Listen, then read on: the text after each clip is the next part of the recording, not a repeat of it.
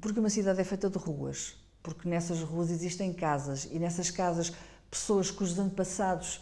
deram talvez nomes a outras ruas. Por essas razões, e não só, porque passeamos nos seus jardins, onde outrora passearam outras pessoas, porque vemos os seus elétricos, seguimos as suas linhas, linhas que já não têm elétricos, pavimentos que já têm carros,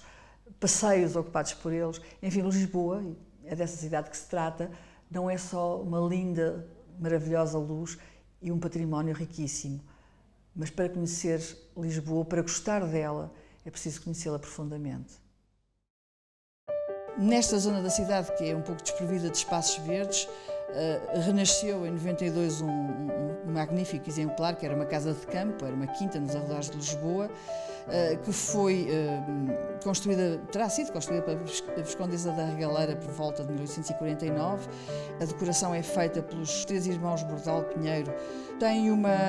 paisagem exterior, um jardim que reflete toda a inspiração romântica. Também damos importância às efemérides, às nossas procissões, às nossas festas populares e também às histórias de vida. Portanto, nós queremos que a memória futura de Lisboa seja preservada, sobretudo com estudos de história oral, história de vida das pessoas, os documentos que nos permitam ou que permitirão futuramente que isto continue a ser o Gabinete de Estudos Aliciponenses.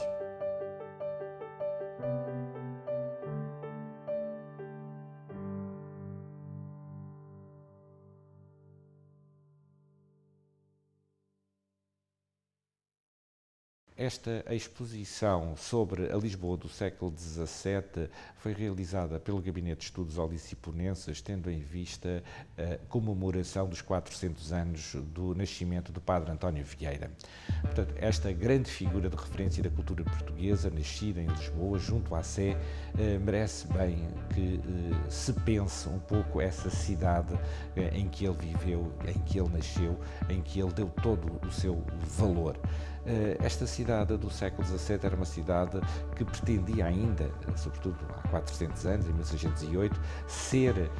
a capital da Península Ibérica. Para que nós possamos conhecer essa cidade, vale a pena passear um pouco por um espaço que foi completamente alterado pelo terremoto. Esta exposição reúne as imagens, a memória dessa cidade que vale a pena conhecer através deste conteúdo da exposição.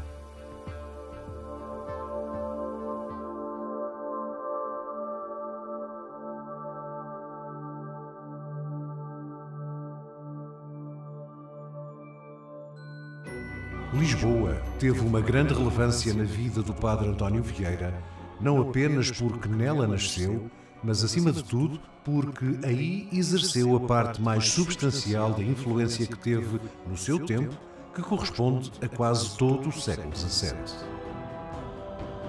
A Rua dos Cónegos, onde nasceu António Vieira, desapareceu na sequência do terremoto de 1755, mas sabemos que ficava entre as atuais Rua das Pedras Negras, a sul, e Rua do Correio Velho, a ocidente. A Lisboa vieirina fez parte da utopia do Quinto Império, com que o eloquente jesuíta sonhou, como atesta, entre outras expressões, a que utilizou para referir que a cabeça deste império temporal há de ser Lisboa e os reis de Portugal, os imperadores supremos, e que neste tempo há de florescer universalmente a justiça, inocência e santidade em todos os estados.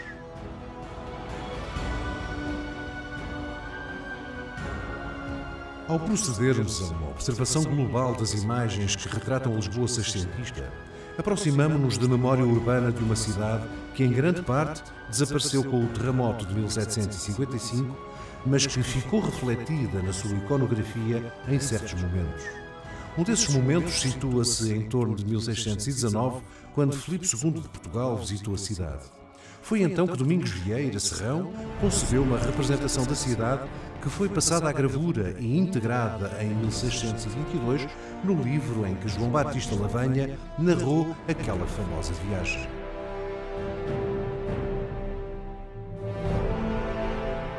de Lavanha descreveu todas as faustosas festividades que acompanharam a recepção prestada ao rei em Lisboa, tendo cuidado de registar que, quando Filipe II de Portugal chegou à porta da cidade por onde devia entrar, estava a aguardá-lo o doutor Inácio Ferreira, deputado da Mesa da Consciência e Ordens, que o recebeu com um discurso em que, entre outras considerações a propósito da sua vinda a Lisboa, desejava que esta entrada seja tão próspera e temida dos inimigos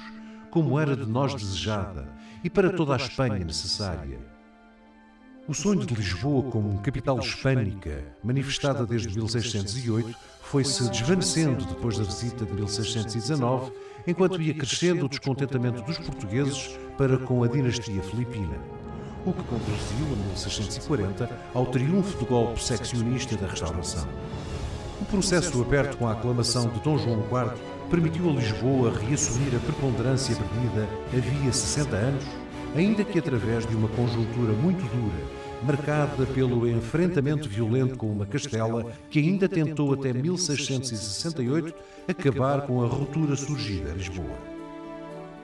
João IV reafirmou desde 1640 o protagonismo de Lisboa como capital de Portugal e do seu império, e foi na sequência das relações diplomáticas que então se estabeleceram no sentido de assegurar no plano internacional o apoio à independência que foi assinado em 1661 um tratado com a Inglaterra, o qual levou a que no ano seguinte se realizasse o casamento de Dona Catarina de Bragança com o rei Carlos II de Inglaterra.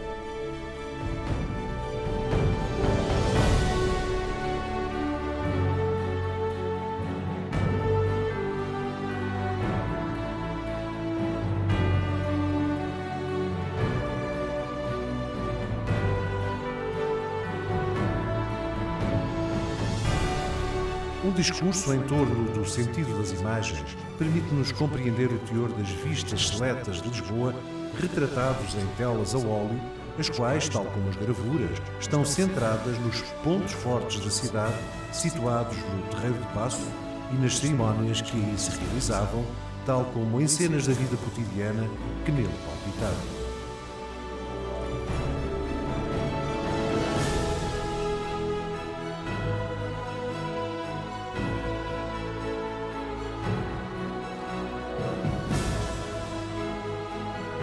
A iconografia de Lisboa do século XVII revela-nos aquela que era então a maior cidade da Península Ibérica, na sequência das atividades expansionistas que os portugueses tinham vindo a desenvolver à escala mundial desde o século anterior. 40 anos depois da Panorâmica de Lisboa, gravada em 1622 na obra de Lavanha, surgiu a que Dirkstop criou em 1662 e que influenciou decisivamente o abastecimento de outras imagens semelhantes.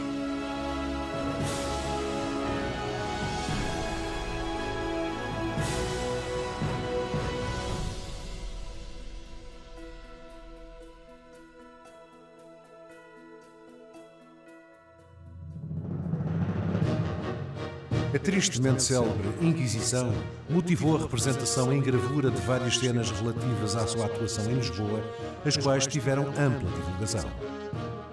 Nos livros em que se reproduziam gravuras com representações de Lisboa, também se facultavam aos leitores mapas do país e imagens relativas à forma como se vestiam as classes dirigentes de uma sociedade estratificada num rígido sistema de ordens, acima da qual estava um rei, que era o símbolo de um regime absolutista em que se degladiavam fações pelo acesso ao poder.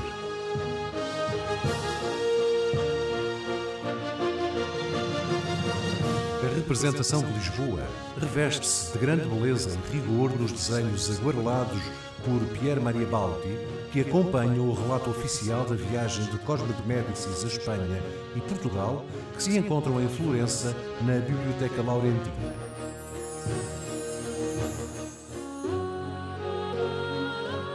Cosme III, grão-duque da Toscânia, esteve em Lisboa entre 20 de janeiro e 17 de fevereiro de 1669,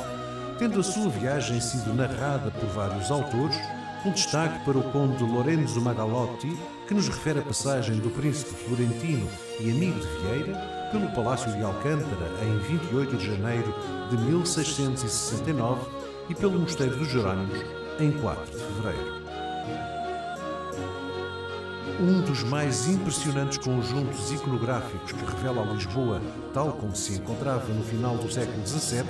é aquele que está registado numa enorme pintura em azulejo de autoria desconhecida, que em traços rudes apresenta detalhes únicos de como eram muitos os monumentos que existiam nos 14 quilómetros compreendidos entre Pedroços, ao oriente,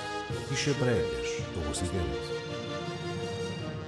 Na cartografia seiscentista de Lisboa, destaca-se a planta delineada em 1650 por João Nunes Tinoco, em que se realça o seu núcleo antigo dentro das velhas muralhas Moura e Fernandina, mas podendo-se já vislumbrar algumas zonas novas que, entretanto, haviam crescido na Ribeira e no Bairro Alto. Propomos o confronto dessa imagem com a atual vista aérea da cidade para que, através deste jogo de contrastes, se redescubra e recupere a memória do que foi a cidade há 400 anos.